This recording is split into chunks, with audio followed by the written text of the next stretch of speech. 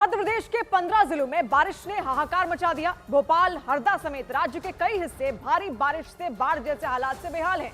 बड़ी परेशानी ये कि मौसम विभाग ने आने वाले 5 दिनों तक मध्य प्रदेश में भारी बारिश का अलर्ट जारी कर दिया।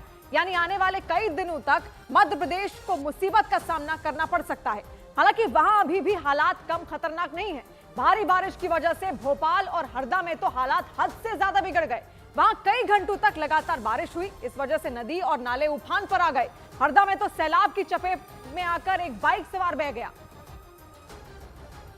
और उसकी बाइक लहरों में फंस गई। उफान पर आए नाले की लहरें इतनी तेज थी कि बाइक को एक दो नहीं बल्कि कई लोगों ने पकड़ा। अरे उधर से लेंगाट पकड़ो, नीचे से। पानी में फंसी बाइक को निकालने में लंबे समय तक जद्दोजहद करनी पड़ी। लोगों ने बाइक को निकालने के लिए अलग अलग तरीके इस्तेमाल किए। कभी सबने एक साथ मिलकर उसे खींचा तो कभी बाइक को पलटकर निकालने की कोशिश की गई। बहुत देर तक मेहनत करने के बाद इन लोगों ने जैसे तैसे बाइक को निकाला। फिर सबने मिलकर बाइक को खड़ा किया और फिर बाइक सवार को बाइक सौंप दी। जा घर मुड़े। बताया गया कि हरदा के हंडिया इलाके में उफान पर आए नाले में उतरा बाइक सवार भी बह गया था, लेकिन वो जैसे तैसे तैर कर बाहर आया और बाद में वहां मौजूद लोगों ने उसकी बाइक को बहने से बचा लिया। और हरदा में ऐसे हालात इसलिए बने क्योंकि वहां सुबह करीब 4 घंटे तक लगातार बारिश हुई। मौसम विभाग के मुताबिक मध्य प्रदेश के 15 जिलों में अगले 4 से 5 दिन तक बादल खूब बरसेंगे। और इसीलिए मध्य प्रदेश के भोपाल, हरदा, बैतूल और ग्वालियर जैसे जिलों में लोगों को सावधान किया गया। पंचमढ़ी में तो 9 घंटे में 3.7 इंच पानी बरस गया। मंदसौर, राजगढ़, सागर और रायसेन जैसे जिलों में बारिश के साथ बिजली गिरने का भी अलर्ट जारी किया गया। और मौसम विभाग ने अनुमान लगाया कि अगले 4 से 5 दिन तक मध्य प्रदेश में खूब बारिश हो सकती है। भोपाल और हरदा जैसे जिलों से तो हाहाकारी तस्वीरें आनी शुरू भी हो गयी। और उत्तराखंड के कई जिलों से भी कोहराम मचाने वाली तस्वीरें सामने आई। वहां के कई जिलों में मौसम विभाग ने बारिश का 4 दिन का अलर्ट जारी किया। कुमाऊं के पिथौरागढ़ और बागेश्वर में तो लोगों को खास तौर पर सावधान किया गया, क्योंकि पिथौरागढ़ में बारिश की वजह से मंदाकिनी नदी ने डराया। खतरा इतना बढ़ गया कि मंदाकिनी नदी पर बने पुल के नीचे कटाव बढ़ गया और मिट्टी लगातार मंदाकिनी नदी में गिरती रही। पिथौरागढ़ के मुंसियारी इलाके में तो मंदाकिनी नदी ने रौद्र रूप ले लिया और सुरक्षा घेरे को तोड़ते हुए नदी की लहरें आगे बढ़ी। वहां मंदाकिनी नदी ने अपना रास्ता बदल लिया और रिहायशी इलाकों की ओर बढ़ गई। नदी के पानी में मलबा भी बह गया और उसके खतरनाक रूप को देखकर मौसम विभाग ने लोगों को सावधान कर दिया। इसके अलावा उत्तराखंड के कई जिलों में बारिश का ऑरेंज अलर्ट जारी कर दिया गया। कुमाऊं के पिथौरागढ़ और बागेश्वर जैसे जिलों पर तो सबसे ज्यादा खतरा मंडराया। इसके अलावा देहरादून, हरिद्वार, चमोली और उत्तरकाशी में बारिश का येलो अलर्ट जारी कर दिया गया। क्योंकि लगातार बारिश की वजह से पहाड़ी राज्यों में मुसीबत कम होती नहीं दिख रही।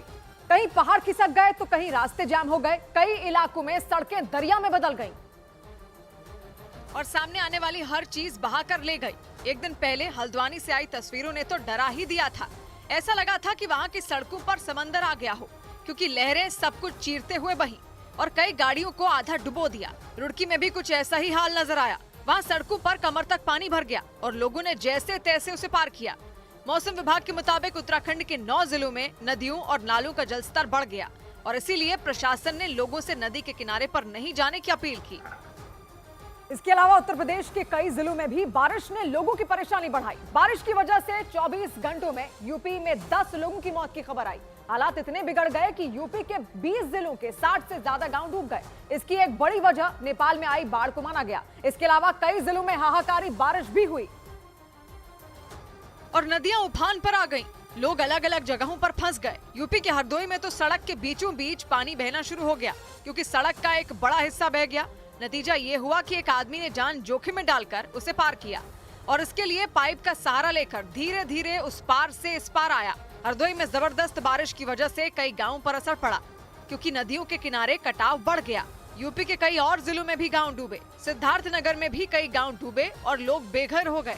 वाराणसी में भी गंगा नदी का जलस्तर बढ़ गया। इस वजह से घाटों पर बने मंदिर डूब गए। साथ ही गंगा नदी में छोटी नावों के जाने पर बैन लगा दिया गया। साथ ही वहां घाट पर होने वाली आरती की जगह भी बदल गई, क्योंकि जबरदस्त बारिश की वजह से गंगा नदी का जलस्तर बढ़ गया। वाराणसी के अलावा कानपुर में भी गंगा नदी की लहरों ने डराया। यूपी के कई और जिलों में भी बारिश की वजह से नदियों का जलस्तर बढ़ गया। नतीजा ये हुआ कि गांव डूब गए और लोग बेघर होकर राहत शिविरों में रहने को मजबूर हो गए।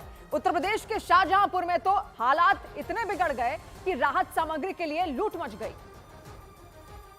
और जैसे ही प्रशासन की टीम राहत सामग्री लेकर पहुंची, लोगों की भीड़ इकट्ठा हो गई।